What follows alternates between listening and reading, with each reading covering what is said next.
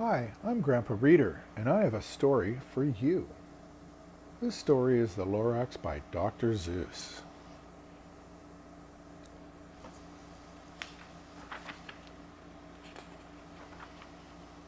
At the far end of town where the grickle grass grows, and the wind smells slow and sour when it blows, and no birds ever sing excepting old crows, is the street of the lifted Lorax.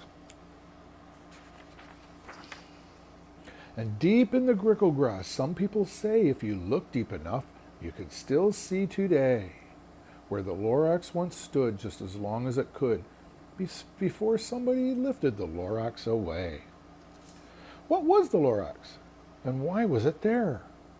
And why was it lifted and taken somewhere from the far end of town where the grickle grass grows? The old Onceler still lives there. Ask him. He knows. You won't see the Onceler. Don't knock on his door. He stays in his lurkum on top of his store. He lurks in his lurkum, cold under the roof, where he makes his own clothes out of miff-muffered moof. And on special dank midnights in August he peeks out of the shutters, and sometimes he speaks and tells how the Lorax was lifted away.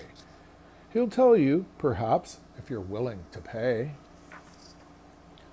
On the end of a rope he lets down a tin pail, and you have to toss him 15 cents and a nail and the shell of a great-great-great-grandfather snail. Then he pulls up the pail, makes a most careful count to see if you paid him the proper amount. Then he hides what you paid him away in his snub, his secret strange hole in his grubulous glove. And then he grunts, I will call you by whispamophone, for the secrets I tell you are for your ears alone. Slop! Down slops the whispamophone to your ear, and the old Onceler's whispers are not very clear, since they have to come down through the snurdly hose, and he sounds as if he had smallish bees up his nose.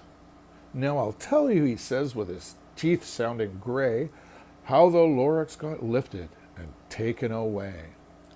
It all started way back, such a long time back. Way back in the days when the grass was still green and the pond was still wet and the clouds were still clean, and the song of the swoomy swans rang out in space one morning I came to this glorious place. And I first saw the trees, the truffula trees, the bright-colored tufts of the truffula trees, mile after mile in the fresh morning breeze.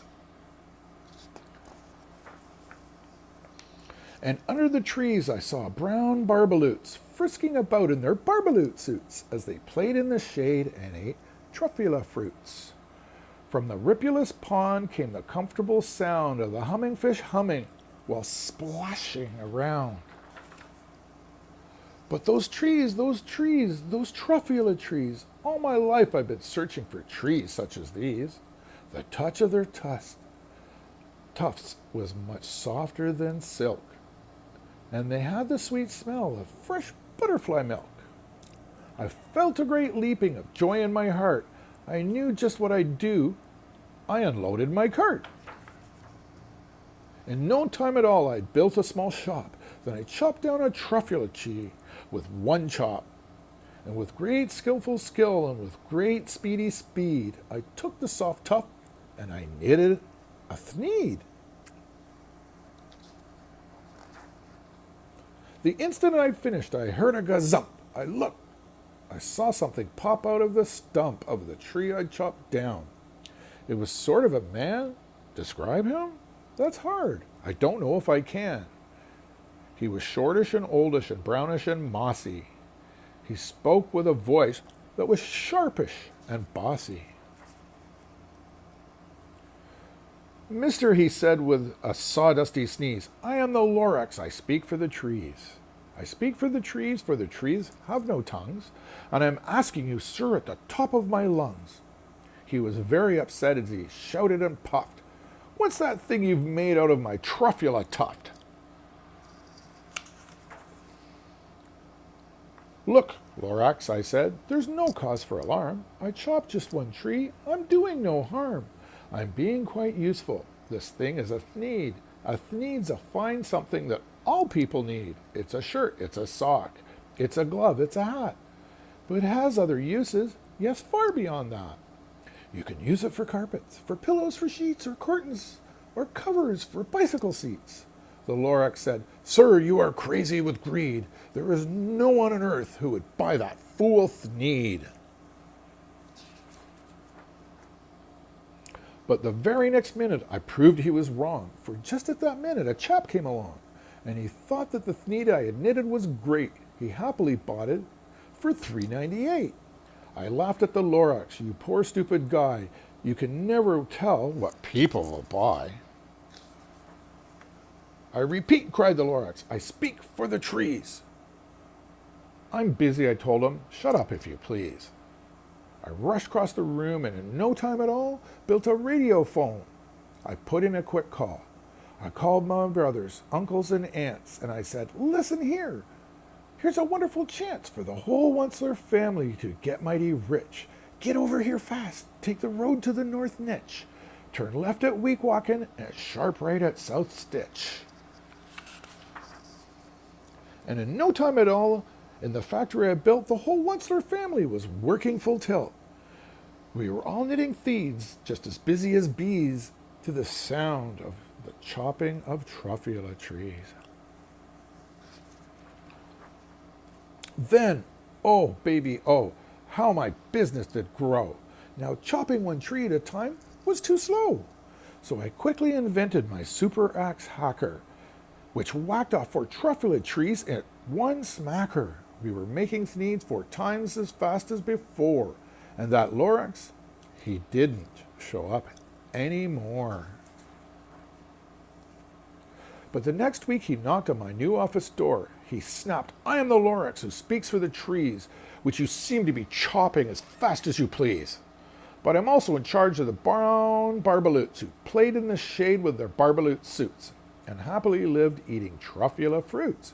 Now, thanks to your hacking my trees to the ground, there's not enough truffula fruit to go round, and my poor barbaloots are all getting the crummies because they have gas and no food in their tummies. They loved living here, but I can't let them stay. They'll have no food. And I hope that they may. Good luck, boys," he cried, and sent them away. I, the Onceler, felt sad as I watched them go. But business is business, and business must grow, regardless of crummies and tummies, you know. I mean no harm, I most truly did not, but I had to grow bigger, so bigger I got. I biggered my factory, I biggered my roads, I biggered my wagons, I biggered the loads of the needs I shipped out. I was shipping them forth to the south, to the east, to the west, to the north. I went on biggering, selling more thneeds, and I biggered my money, which everyone needs. Then again he came back. I was fixing some pipes, when that old nuisance Lorax came back with more gripes. "I am the Lorax," he coughed and he whiffed. He sneezed and he snuffled, he snargled, he sniffed. "Onceler," he cried with a crufulous croak, "Onceler, you're making such smogulous smoke. My poor swami swans, why, they can't sing a note. No one could sing who has smog in his throat."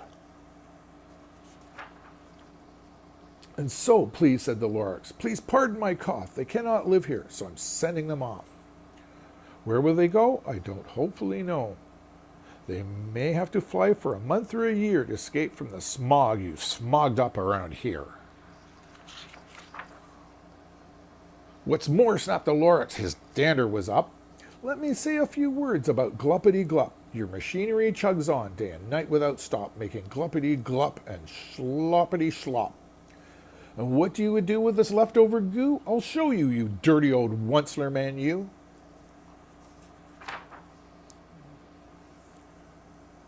"You're glumping the pond where the humming fish hummed. No more can they hum, for their gills are all gummed. So I'm sending them off. Oh, their future is dreary. They'll walk on their fins and get woefully weary in search of some water that isn't so smeary." And then I got mad. I got terribly mad. I yelled at the Lorax. Now listen here, Dad. All you do is yip yap and say bad, bad, bad. Well, I have my rights, sir, and I'm telling you I tend to go on doing just what I do.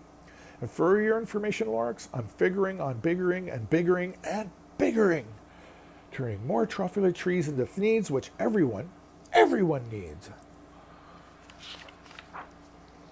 And at that very moment, we heard a loud whack. From outside in the fields came a sickening smack of an axe on a tree. Then we heard the tree fall, the very last truffula tree of them all. No more trees, no more needs, no more work to be done.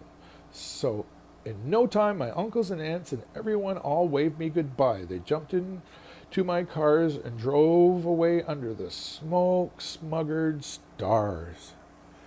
Now, all that was left beneath the bad-smelling sky was my big empty factory, the Lorax, and I.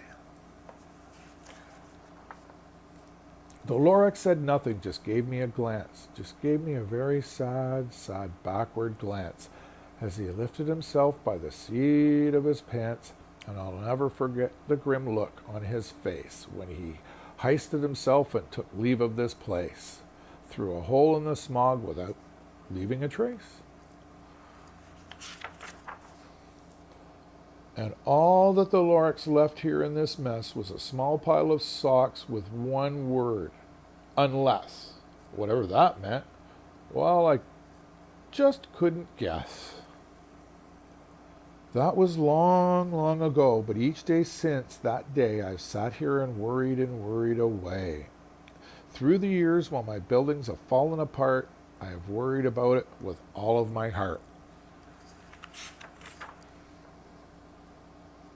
But now, says the Onceler, now that you're here, the words of the Lorax seem perfectly clear. Unless someone like you cares a whole awful lot, nothing is going to get better.